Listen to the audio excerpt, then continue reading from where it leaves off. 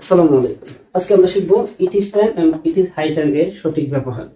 একটি বছরের মধ্যে আমরা সেটা মনে রাখতে পারবো। মনে রাখবো এদের পরে সাবজেক্ট থাকলে বাড়তি পার্টিসিপল হয়, আর যদি সাবজেক্ট না থাকে তাহলে টু প্লাস বার হয়। আমি আবার বলছি, এদের পরে সাবজেক্ট থাকলে বাড়তি পার্টিসিপল হয়, আর যদি সাবজেক্ট না থাকে তাহলে টু প্লাস বার হয়। অর্থাৎ ইট ইজ টাইম এবং ইট ইজ হাই টাইম কোনো সেন্টেন্সে যদি উল্লেখ থাকে তাহলে আমাদেরকে খেয়াল করতে হবে গ্যাপের আগে সাবজেক্ট আছে কিনা। যদি থাকে সেক্ষেত্রে আমরা বাড়তি পার্টিসিপল নিয়ে নেব, আর যদি সাবজেক্ট না থাকে সেক্ষেত্রে টু প্লাস ভার্ব বলবো।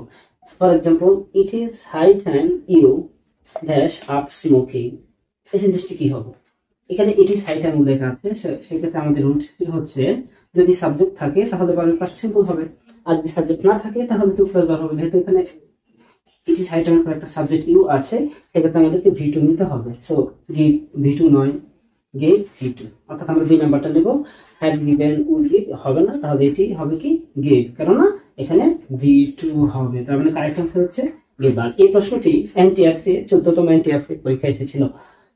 দুই নম্বর যে এক্সাম্পলটি আছে সেটি হচ্ছে সত্য প্রভাষক নিবন্ধন 2011-তে এসেছিল।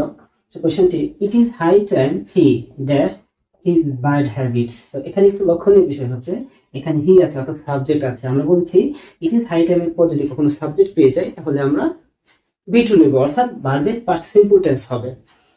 তো সেক্ষেত্রে সিম্পল টেন্স কিন্তু চেঞ্জিং, এটি সিম্পল টেন্স নয়। হ্যাজ চেঞ্জ, এটি সিম্পল টেন্স নয়। চেঞ্জ, এটি হচ্ছে সিম্পল টেন্স, অর্থাৎ ভি2 ফর্ম। চেঞ্জ এখানে হবে সি নাম্বার, অর্থাৎ চেঞ্জ হবে। সে কেন হয়েছে? কারণ সাবজেক্টের পরে ভি2 হবে। Thank you.